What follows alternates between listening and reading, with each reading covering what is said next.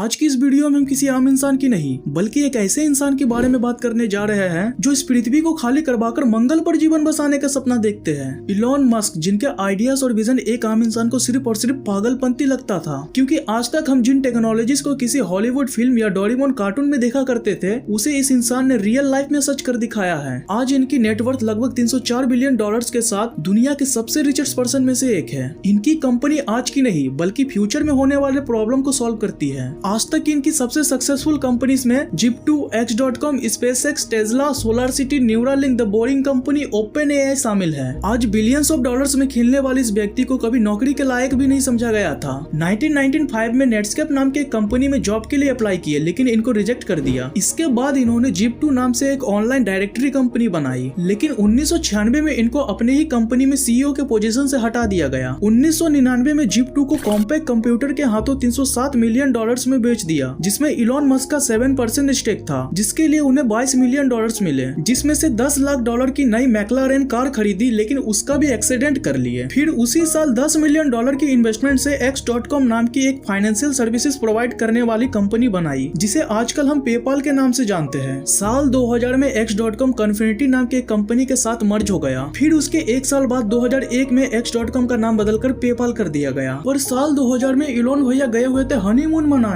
उसी दौरान सीटीओ ने सारे बोर्ड ऑफ डायरेक्टर के साथ इनको कंपनी से ही निकाल दिया। यहाँ से इनको 165 मिलियन डॉलर मिला। आज किसी भी इंटरनेशनल ट्रांजैक्शन के लिए पेपाल एक अच्छा जरिया माना जाता है, पर साल 1999 में पेपाल का पहला प्रोडक्ट 10 सबसे घटिया आइडियाज में शुमार हुआ था। साल 2000 में सेरिब्रल मलेरिया से भी मरते मरते बचे। बचपन में इनको स्कूल में भी बहुत परेशान किया जाता था। एक बार क्या हुआ कि स्कूल में सीढ़ियों पर बैठकर कुछ खा रहे थे, तभी इनको कुछ बदमाश बच्चों ने लात मारकर सीढ़ियों से नीचे गिरा दिया और इनको इतना मारा कि बेहोश हो गए। बेहोश होने के बाद भी मारते ही रहे। हालत इतना खराब हो गया कि हॉस्पिटल में एडमिट करना पड़ा था। बचपन में ना तो किसी से बात करते थे, ना ही किसी की बात को सुनते थे। तो इनके पेरेंट्स को लगा कि इलोनवा को कुछ कहते हैं तो सुनता क्यों नहीं, लगता है इसका कान खराब हो गया है। इसी चक्कर में इनका कान का ऑपरेशन भी करवा दिया, पर फिर भी इनको कुछ सुनाई नहीं देता था। बाद में मालूम पड़ा कि जब ये कुछ सोच रहे होते हैं तो इनके आसपास क्या हो रहा है, नहीं हो रहा है, कुछ पता ही नहीं चलता था। इतना स्ट्रॉन्ग फोकस लेवल था। साल 2000 में X.com से निकलने के बाद इन्होंने सोचा कि अब मंगल का सफर तय करना चाहिए, वहीं पर पेड़ पौधे लगाकर जीवन बसाएंगे। तो इनको मंगल पर जाने के लिए जरूरत थी एक रॉकेट की।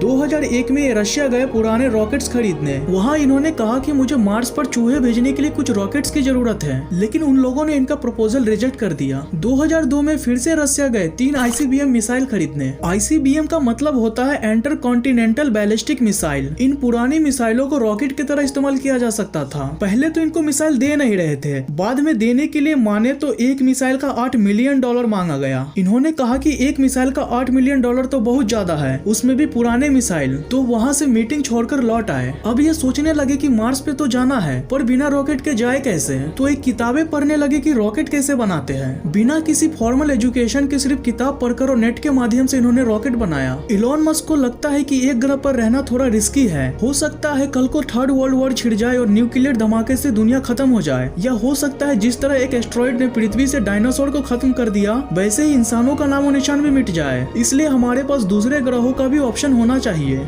2002 में इलॉन मस्क ने स्पेस एक्सप्लोरेशन टेक्नोलॉजी नाम से एक कंपनी बनाई, जिसे आज हम SpaceX के नाम से जानते हैं। 2006 में SpaceX का पहला रॉकेट लॉन्च हुआ और धमाके के साथ बर्बाद। 2007 में फिर दूसरा रॉकेट लॉन्च हुआ, पर यह भी फेल हो गया। फिर इसके बाद 2008 में तीसरे रॉकेट को लॉन्च किया गया, पर दुर्भाग्यवश तीसरा लॉन्च भी असफल रहा। इस तीसरे लॉन्च के बाद लगभग एक कंगाल हो ही चुके थे। इधर रॉकेट लॉन्च नहीं हो रहा था और वहाँ टेस्ला भी डूबा जा रहा था। 2004 में इन्होंने टेस्ला मोटर में भी इन्वेस्ट किया हुआ था। 3 फेलियर में इनका इतना नुकसान हुआ कि X.com और पेपाल से मिले सारे पैसे डूब गए। पर ये इलॉन मस्क है, इतनी आसानी से हार नहीं मानते। इन्होंने कहा कि एक बार और ट्राई करते हैं। पैसे तो थे नहीं, घर द्वार बेच बाच कर कर्जे वर्जे लेकर उसी साल एक और रॉकेट लॉन्च किए और इस बार सब कुछ ठीक रहा। रॉकेट सफलता पूर्वक अर्थ के ऑर्बिट में पहुंच गया, पर अब ये कंगाल हो चुके थे, इनके पास कुछ भी नहीं बचा था। SpaceX के अलावा इनकी दूसरी कंपनी टेस्ला और SolarCity भी घाटे में चल रही थी। पर SpaceX के चौथे रॉकेट के सक्सेस को देखते हुए नासा ने SpaceX को 1.5 बिलियन डॉलर का कॉन्ट्रैक्ट दिया। धीरे धीरे टेस्ला की हालत भी सुधरने लगी। टेस्ला को बड़े बड़े इन्वेस्टर्स मिलने लगे। साल 2013 में SpaceX का पहला रॉकेट लैंडिंग अनसक्सेसफुल रहा। 2015 में लॉन्च के 2 मिनट 19 सेकंड के बाद ही धमाके के साथ एक और रॉकेट तबाह हो गया। इसके बाद 2016 में SpaceX का Falcon 9 रॉकेट फेसबुक के सैटेलाइट Amos 6 को कैरी करते वक्त एक्सप्लोजन एक्सप्लोजन से तबाह हो गया। 2014 में टेस्ला के मॉडल एस में कई सारी समस्या आई। टेस्ला में छोटे छोटे बहुत सारे लिथियम आयन बैटरीज लगी होती है जिसमें आग लगने की समस्या सामने आने लगी। इतनी सारी असफलताओं के बाद आखिरकार दिसंबर 2015 में इतिहास में पहली बार किसी रॉकेट को ऑर्बिटल लॉन्च के बाद पृथ्वी पर लैंड कराया गया। ये स्पेसएक्स का फैल्कन 9 रॉकेट था। अप्रैल 2016 में इसी रॉकेट को लॉन्च के बाद अटलांटिक ओशन में लैंड कराया गया और इसी के साथ स्पेसएक्स दुनिया की पहली ऐसी प्राइवेट ऑर्गेनाइजेशन बन गई जिसने रियूजेबल रॉकेट्स बनाए, वो भी लो कॉस्ट पर। जो रॉकेट लॉन्च के बाद किसी काम का नहीं रहता था उसे दोबारा इस्तेमाल किया जा सकता है। सस्टेनेबल एनर्जी के लिए उन्होंने सोलर सिटी नाम से एक कंपनी बनाई जिससे कि रिन्यूएबल एनर्जी प्रोड्यूस किया जा सके, क्योंकि हम जिस इलेक्ट्रिसिटी का इस्तेमाल करते हैं उसे बनाने के लिए फॉसिल फ्यूल का इस्तेमाल किया जाता है, जो कि एक न एक दिन फॉसिल फ्यूल का भंडार खत्म हो जाएगा। इसी प्रॉब्लम को सॉल्व करने के लिए 2006 में इलॉन मस्क ने अपने कजन लिंडन और पीटर रिप को सोलर सिटी स्टैब्लिश करने के लिए फंडिंग और आइडिया दिया। सिर्फ 7 सालों के अंदर ही सोलर सिटी यूएस की second largest solar power system provider बन गई, जिसे टेस्ला ने 2016 में $2.6 बिलियन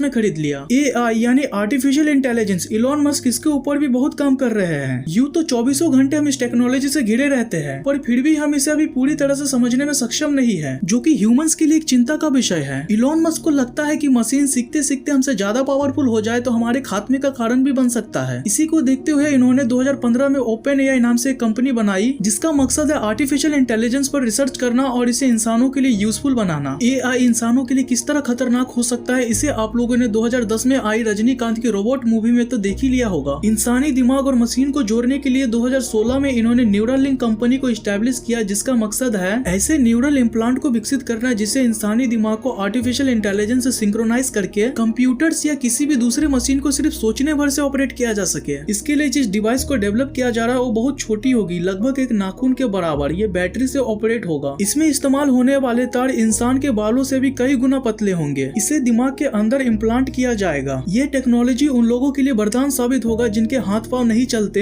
या किसी भी तरह के फिजिकली कामों को करने में असक्षम है। इलॉन मस्क इतने बिजी इंसानों को अपना 1 मिनट भी बर्बाद करना पसंद नहीं करते। बाथरूम में कमोड पर बैठे बैठे मेज चेक करते हैं, खाना खाते खाते मीटिंग्स कर लेते हैं। वो इंसान ट्रैफिक में फंस जाए तो कितना टाइम बर्बाद होगा। इसी से तंग आकर 2016 में उन्होंने द बोरिंग कंपनी नाम से एक कंपनी ही बना डाली, जिसका काम है जमीन के अंदर सुरंग बनाकर ट्रांसपोर्टेशन को आसान करना, जिससे कि ट्रैफिक में लोगों का समय बर्बाद ना हो। ट्रांसपोर्टेशन सिस्टम को इजी करने के लिए 2012 में इलॉन मस्क ने हाइपरलूप का भी जिक्र किया था। ये एक पैसेंजर ट्रांसपोर्टेशन सिस्टम है जिसे 5th मोड ऑफ ट्रांसपोर्टेशन कहा जा रहा है। इसमें एक वैक्यूम ट्यूब के अंदर प्रेशराइज पॉड्स को चलाया जाएगा। इस ट्यूब के अंदरूनी दीवारों पर मैग्नेट लगा रहता है और इस पॉड के बाहरी दीवारों पर मैग्नेट लगा रहता है। दोनों मैग्नेट का साउथ पोल वाला हिस्सा ऊपर रहता है या नॉर्थ पोल वाला। एक साउथ मैग्नेट दूसरे साउथ मैग्नेट को धकेलता है। यही सेम चीज नॉर्थ वाले हिस्से में भी होता है। एक नॉर्थ वाला हिस्सा दूसरे नॉर्थ वाले को धकेलता है। दोनों मैग्नेट को चिपकाने के लिए एक साउथ और एक नॉर्थ होना जरूरी है। इसी कॉन्सेप्ट से हाइपर लूप को बनाया गया है। इस लूप के ट्रैक पर साउथ मैग्नेट को लगा दिया जाता है और इस पॉड पर भी साउथ मैग्नेट को लगा दिया जाता है, जिससे ये दोनों अपने आप को ढकेलते हैं और हवा में तैरने लगता है। हवा में फ्लोट होने के कारण इसका फ्रिक्शन खत्म हो जाता है और इसे हाई स्पीड बनाने के लिए एक पाइप के जरिए 90% तक हवा को निकाल लिया जाता है, जिससे इस लूप के अंदर एयर ड्रैग या एयर रेसिस्टेंस नहीं रहता, जिसके कारण कोई इसे हाथ से भी ढकेल दे तो बहुत स्पीड में चलने लगता है। इसकी स्पीड 760 एमपीएच है, जिसे किलोमीटर में कन्वर्ट करे तो 1223 किलोमीटर के आसपास होगा। ये इतना ज्यादा स्पीड है कि आप कश्मीर से कन्याकुमारी लगभग 3 घंटे में पहुंच जाएंगे। यही आप अगर ट्रेन से जाएंगे हिमसागर एक्सप्रेस, जो कि कश्मीर से कन्याकुमारी तक का डायरेक्ट ट्रेन है, उसमें भी 4 दिनों का समय लग जाता है। इस टेक्नोलॉजी से समय की बहुत बचत होगी और सबसे बड़ी चीज कि इसमें ना फ्यूल की जरूरत है ना ही इससे धुआं निकलता है। इसे चलाने के लिए इलेक्ट्रिक की जरूरत पड़ती है, जिसका कंजप्शन बहुत ही कम होता है। इससे किसी भी तरह का कोई पॉल्यूशन नहीं होगा। इलॉन मस्क पूरी दुनिया में इंटरनेट पहुंचाने के लिए भी बहुत जोरों शोरों से काम कर रहे हैं। इनकी कंपनी स्टारलिंक के जरिए ग्लोबली इंटरनेट प्रोवाइड करेंगे, जिसके लिए 12,000 LEO सैटेलाइट को लॉन्च किया जाएगा। LEO सैटेलाइट का मतलब होता है लो अर्थ ऑर्बिट सैटेलाइट। इनका एम तो है 42,000 सैटेलाइट का, पर पहले 12,000 सैटेलाइट को ही लॉन्च किया जाएगा। ये सारे सैटेलाइट बहुत ही छोटे आकार के होते हैं। लेजर के माध्यम से सैटेलाइट आपस में कम्युनिकेट करके आप तक इंटरनेट पहुंचाएगा। इसमें ऑप्टिकल फाइबर केबल का कोई झमेला नहीं है। अब तक स्टारलिंक 1700 से ज्यादा सैटेलाइट लॉन्च भी कर चुकी है। अब बात करते हैं इसकी स्पीड कितनी होगी। कंपनी के मुताबिक स्टारलिंक यूजर को हाई स्पीड इंटरनेट मिलेगा। 20 ms तक की लेटेंसी के साथ 100 से 200 MB की डाउनलोड स्पीड होगी। स्टारलिंक के इंटरनेट को आप दुनिया के किसी भी कोने से एक्सेस कर सकते हैं। यूएस में कुछ जगहों पर इसकी सर्विसेज शुरू भी हो चुकी है। 2022 के आखिर तक भारत में भी इसकी सर्विस शुरू हो सकती है, पर ये अभी हमारे लिए ज्यादा फायदेमंद नहीं होगा, क्योंकि इसके प्लान्स जिसके रेट यूएस डॉलर के हिसाब से होगा। स्टारलिंक कनेक्शन लेने पर आपको डिश एंटीना की तरह एक छतरी मिलेगा और एक राउटर और इसके कुछ इक्विपमेंट्स मिलते हैं। ये इक्विपमेंट्स खरीदने के लिए आपको $499 पे करना होगा, यानी कि लगभग $37,500 रुपए। इसका सब्सक्रिप्शन भी सस्ता नहीं मिलने वाला, $99 पर मंथ देना होगा, यानी कि लगभग $7,500 रुपए। तो कहीं से भी अभी हमारे लिए फायदेमंद नहीं दिख रहा।